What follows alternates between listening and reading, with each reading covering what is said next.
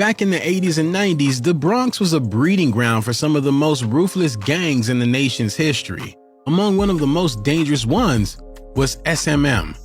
At the head of this organization was a man who has gone down in the history of New York City street life as a legend, and his name was Pistol Pete Rolock.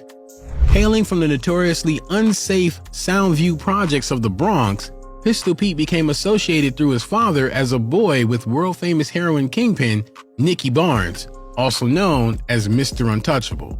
Although his mother tried to raise him to follow a different path than his hustler father, even putting her son in Catholic school as a boy, Pete was always drawn to the ruthlessness and the relentless pursuit of power, which landed him his first serious prison sentence at Rikers Island when he was just 19 years old.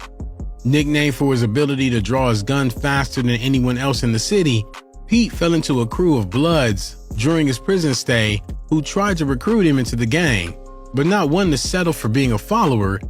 Pete said he would only join the gang if he was allowed to have his own set, and that's how SMM was born. Upon his release from prison, Pistol Pete continued to add to his already insane body count, which was rumored by many to have reached over 3 dozen. As the leader of one of the first blood sets to distribute dope and dope outside state boundaries in the middle of the epidemic, Pistol Pete often tagged along on out-of-state trips with his crew as an enforcer to make sure his shipment reached Pennsylvania and North Carolina safely. This would turn out to be his downfall, for despite his almost supernatural ability to dodge hit charges, a trip to North Carolina gone wrong in '93 would later come back to haunt him. As of today, Pete Rolock has been in solitary confinement for the past 28 years since he was just 20 years old, in conditions that his lawyer have argued are completely inhumane.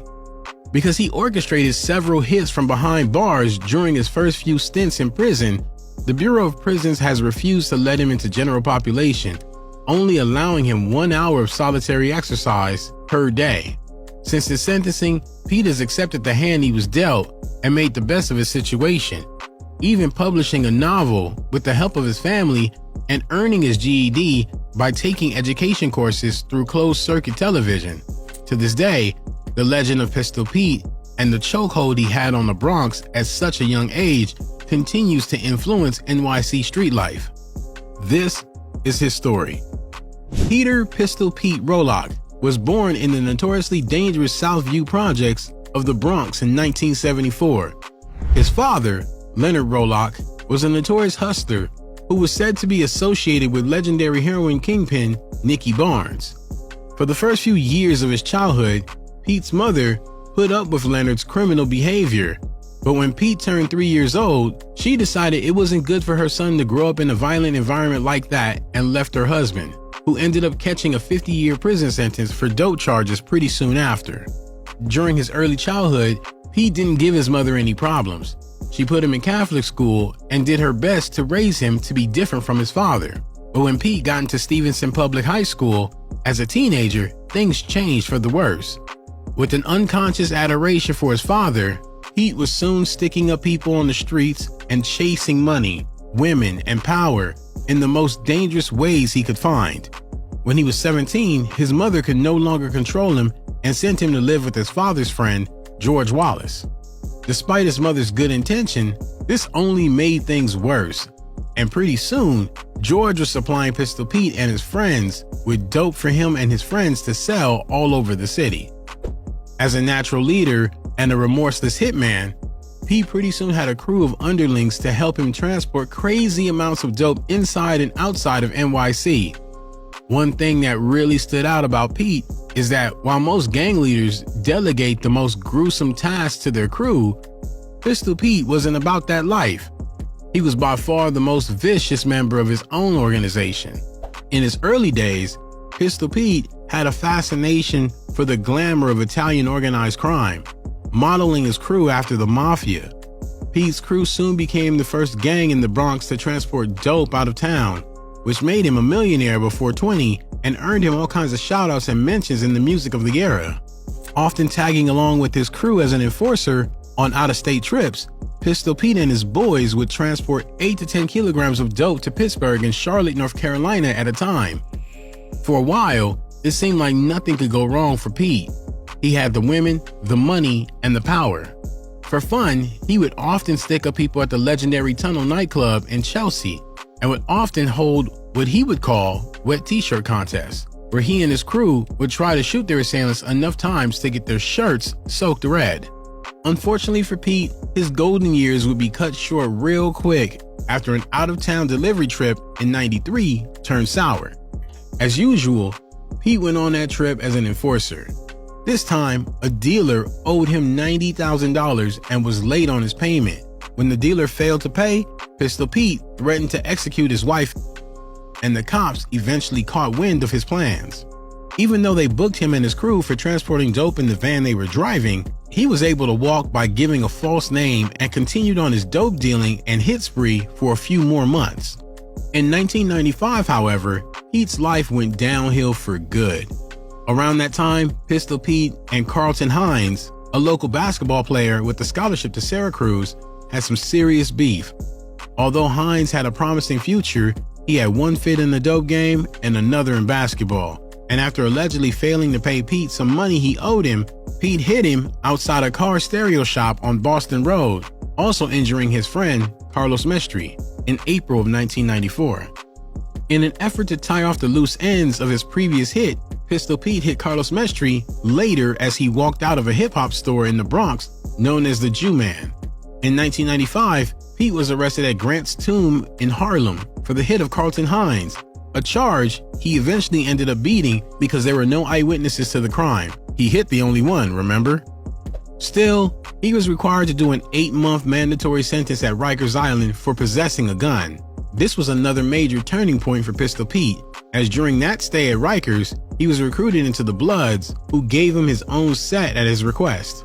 According to several sources, Pete got the name Money Murder from an MC Pooh song of the same name, and once the 8th-month sentence was up, his mom bailed him out, allowing Pete to begin one of the most gruesome sprees of his life, in which he recruited hundreds of people from the Bronx as possible into his crew. With the "you're either with me or against me" mentality, Pistol Pete made sure the streets of the Bronx were soaked in red, but unknown to him, those would be the last 2 weeks of his life that he'd spend on the streets.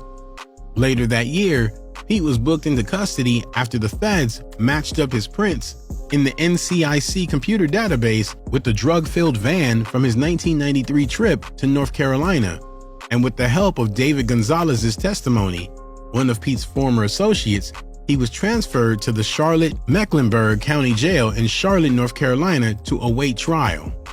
At just over 20 years old, Pete would be spending the rest of his life behind bars. But for Pete, being jailed up didn't mean he couldn't continue to be the leader of SMM.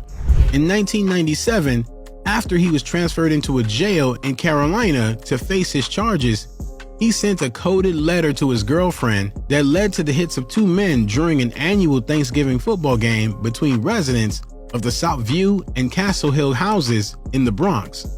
To this day, the infamous incident is referred to as the Thanksgiving Day hits in the Bronx.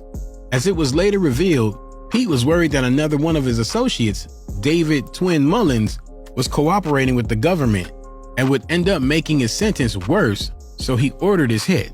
After the crime was eventually tied back to him, the prosecutors demanded the capital punishment for Pete.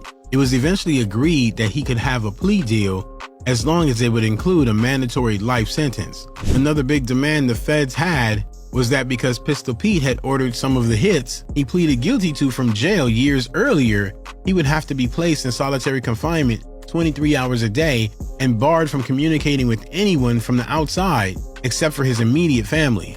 After agreeing to the deal in the same courthouse as his father had been imprisoned in years before, Pete was sentenced to 3 back-to-back life sentences plus 105 years after pleading guilty to the hits or ordered the hits of 6 people, attempting to hit one person and conspiring to hit another 2 people who were later hit by members of his gang. Around the time of Pete Rolock's sentencing, the authorities distributed posters in the Bronx that included his photograph and the words "life without parole" to scare away young wannabe gangsters from pursuing the life that had landed Pistol Pete in prison for the rest of his life. In November 2000, he was sentenced to the federal Supermax prison facility in Florence, Colorado, where 400 of the nation's most infamous criminals are housed, including Ramzi Ahmed Youssef, who led the first attack on the World Trade Center in '93, the Unabomber, and Umar Farouk, the underwear bomber. Tim J. McVeigh, the Oklahoma City bomber, was also held there before being executed in 2001 in Indiana. You would think that with the conviction to spend the rest of his life alone and behind bars, Pete would have given up on life. But after almost 25 years in isolation at ADX Florence, Pete has spent thousands of hours taking education courses through closed-circuit television in his cell. He even earned his GED, and with the help of his family, he self-published his novel, Trigger, described by his lawyer as a cautionary tale for young gangsters. Although his incarceration deal called for a revision of his solitary confinement after 18 months, the Bureau of Prisons deemed him unfit to be let into Gen Pop, and his solitary confinement continues to this day. Unfortunately, Pete hasn't really helped his own case. Before his sentencing in November 2000, he gave an interview to a magazine in which he disclosed the names of former gang members who had snitched on him. Because of his actions, the government had to place several people in the witness protection program. Even though Pete had been isolated from the world since his early 20s, his legacy has endured in the streets of the Bronx and NYC culture as a whole. In recent years, Pistol Pete graffiti has been found all over the Bronx, and during arrests in search of blood members who had nothing to do with Pistol Pete or SMM, the cops have found tons of blood literature that glorify his legendary exploits. It's pretty crazy to think that a guy who spent most of his life in prison left such a lasting legacy on the streets he grew up in, and pretty messed up to realize how he ruined any chance he had at a good life with the mistakes he had made during his youth. But that's what the gang life does to you. Despite the millions of dollars he's believed to have made, Pete's family is still in the streets. He'll pass away in prison, and he spent his only years of freedom being a pawn in a game where no one ever wins. Tragic.